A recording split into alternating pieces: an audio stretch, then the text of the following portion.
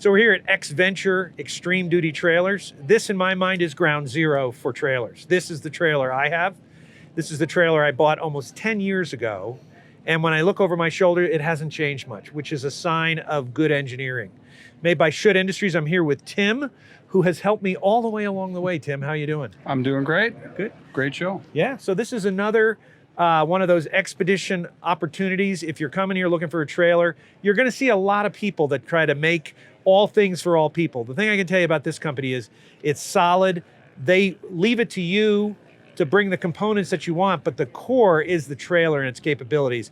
Tim, I wanted you to just explain to people a little bit of the history of the company, why you guys are so good at this, and then we'll look at some trailers.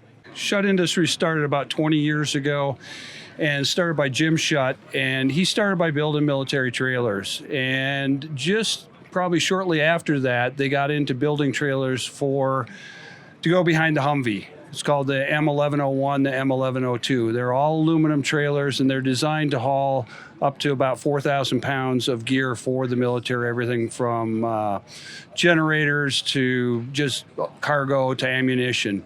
And that trailer got so much good play that there's a company that wanted to go from that to something to pull behind a militarized version of the Jeep. And that's where the XVENTURE came in, because the guy that was in charge of the international sales saw that that trailer would work really well behind a commercial version of the Jeep into the kind of the new and growing overland industry here in the U.S.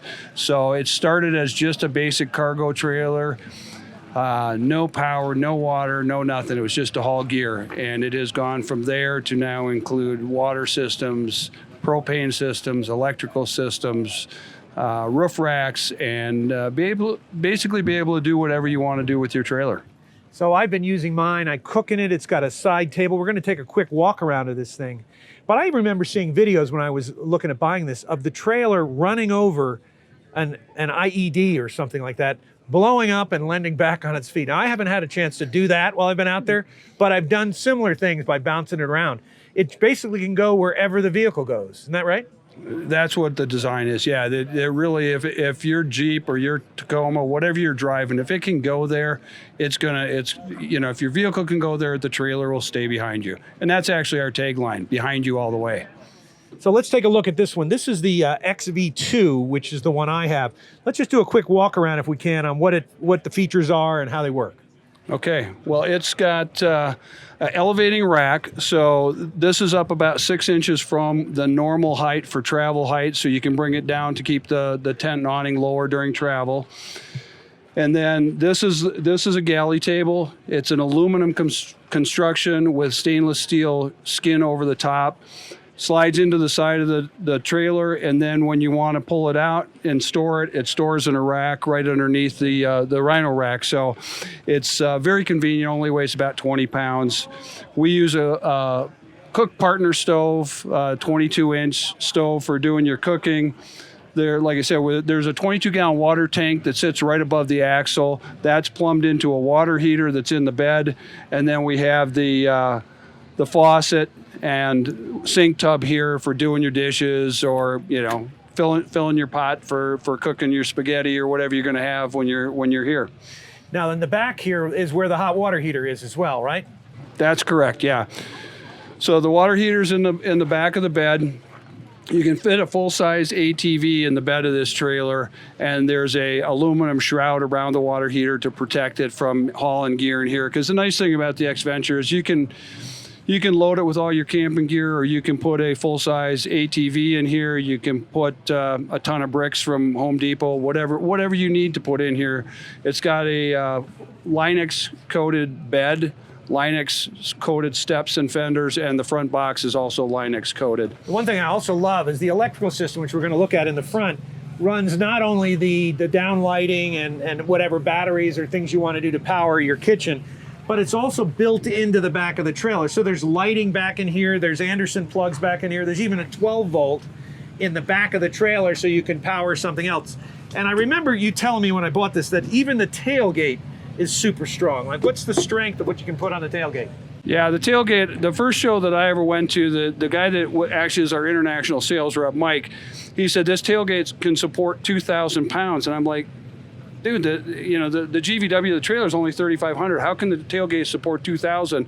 Well, it's designed for the military to haul pallets of ammo. So they would have to drop it down, set a pallet of ammo in and slide it in. So yeah, tailgate's pretty heavy duty. I mean, there's even some remnants of some of the other things like these little hitches where they could actually drop the trailer from a helicopter into the field. So it's an amazing tool. Yeah, there's a lot of still military designed applications on this trailer. From those are airlift D-rings on the back of the trailer that our spare tire carrier goes into, and the military tie downs on the outside and the inside of the cargo box there as well. Fantastic. Let's look at in front of the electric if we can. So Tim, I know this has evolved a lot since the first time we had it. We had a gold zero in here and a gold top, and now it looks like we're going with batteries. But now you've added a whole solar component. So if you can walk us quickly through what's in the power plant. Sure. Our standard power system includes one battery. An upgrade to 2 batteries is available.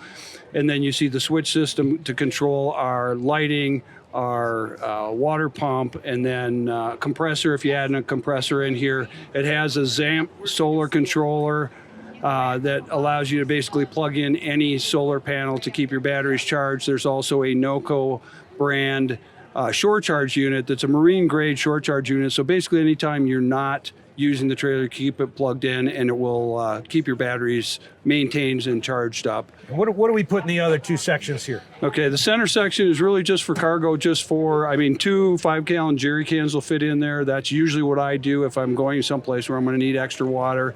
And then the right side in the front is also just for storage, but you can fit a 50-quart ARB fridge in here. So I got the solar run to make sure the fridge stays cold, and right now we're at 32 degrees, so the beverages will be perfectly cold. Sounds like we might have to have one of those. So that's the XV2, I know that one well. This one, the XV3, I'm not as familiar with. Looks like a smaller footprint, a lot of the same features in terms of the design and the layout, but big difference in the kitchen. Why don't you explain to us what that's all about, Tim? Okay, the XV3 started because people were looking for something smaller and lighter than the XV2. So it's about 2 foot shorter, and the cargo bed is actually a little bit narrower because the fenders are all on the outside. The actual overall track width is the same. And there's not a front compartment that will allow you to put a fridge. So as you see, this trailer has a fridge in the back. It also has a stainless drop-down table on the tailgate, and the tailgate is a swing out rather than a drop-down. The kitchen on this is an option, and it's also an option on the XV2, but this is a slide-out kitchen that allows you to just basically you collapse the stove, and you can slide everything back in. But this is plumbed in. There's a on-demand water heater that goes right to the sink. So basically you slide this thing out, you turn on your propane, you turn on your water pump, and you got hot and cold running water here for your doing dishes again or filling your pot for the spaghetti. You have a shower outlet on the other side, so you can take a hot shower. And then the last thing I know you were talking about, Pete, is the hand brakes for the parking brakes on these trailers. And that's standard on both of our trailers. We use a Dexter torsion axle, and it comes standard with the parking brake, which is really nice. Obviously, if you're in a hilly situation, you probably want to chock the wheels anyway, but this allows you to secure the trailer and not have it rolling away when you have it on a little bit of a slope. Absolutely. And then on top, you pretty much, it's a form factor. We can put any type of awning. We've got an ARB awning here. We've got a Darcy awning here. I have an Alacab awning on mine. Put a James Baroud tent, whatever you want on top. So the modularity of this really is what makes it flexible. And then at the end of the day, you can take it all off and use it to haul firewood. Exactly. So really, fantastic product. Again, as we walk through the aisles here, I have never seen so many trailer combinations, but this one by far is built in America for the military. It's military grade. It goes everywhere. I have never had a problem with it using it myself, so we should definitely check it out if you're looking to build a trailer to go with. What's the website, Tim? GoXVenture.com. Good. So check out GoXVenture.com. Let them know. Ask for Tim. He can help you. Tim, you're about to get 10,000 phone calls, so I'm sure you'll be ready for thanks, that. thanks, Pete. And his cell phone number is, no, I won't do that to you. Anyway, check these guys out. They're fantastic. And we're certainly going to always be featuring them on Ole Man Overland. Thanks, Tim. Thank you. You bet.